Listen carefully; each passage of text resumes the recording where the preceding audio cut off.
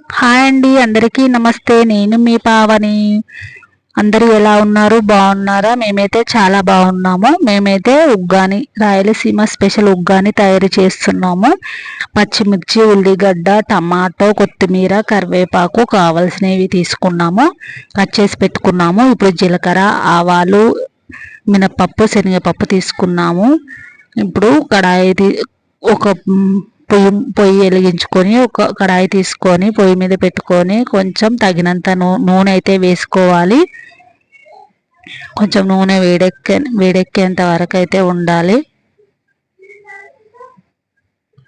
నూనె వేడెక్కిన తర్వాత మనం పోపు దినుసులు ఉన్నాయి కదా, ఆవాలు, జీలకర్ర, శనగపప్పు, మినప్పప్పు అవైతే వేసుకోవాలి. కొంచెం నూనె వేడెక్కగానే కొంచెం ఎర్రగా చిటపటలాడేంత వరకు ఉంచిన తర్వాత పచ్చిమిర్చి వేసుకోవాలి. అందులోనే ఉల్లిగడ్డ ఇట్లా వేసుకోవాలి.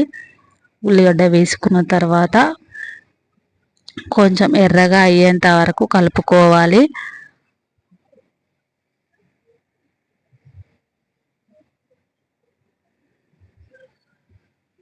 కొంచెం ఎర్రగా అయ్యేంత వరకు కలుపుకున్న తర్వాత కొంచెం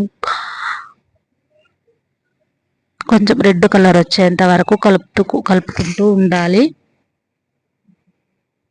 ఇప్పుడు మనం చిన్నగా కట్ చేసి పెట్టుకున్న టమాటా ముక్కలు ఇట్లా వేసుకోవాలి.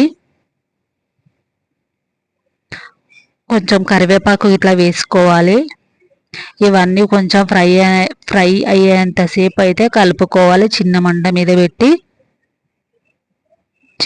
మీద పెట్టుకోవడం వల్ల మనం ఏదైనా పని చేస్తుంటే మాడిపోకుండా ఉంటాయి. ఇప్పుడు కొంచెం అల్లం వెల్లిగడ్డ పేస్ట్ ఇట్లా వేసుకొని కలుపుకోవాలి. ఇందులోనే ఇప్పుడు కొంచెం పసుపు ఇట్లా వేసుకోవాలి.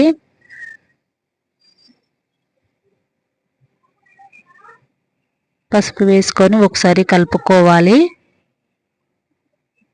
ఇందులోనే కొంచెం టేస్ట్కి సరిపడా ఉప్పు ఇట్లా వేసుకోవాలి.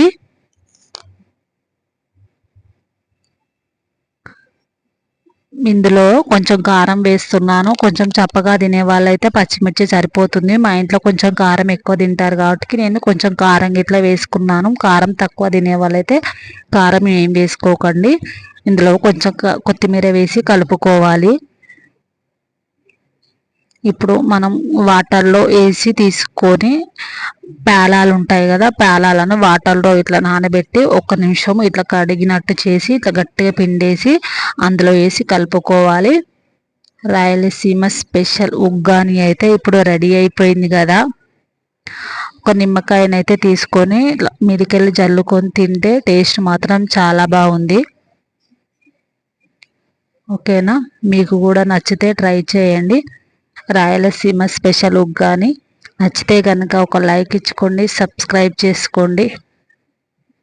ఓకేనా? మరి thank you so much. Bye.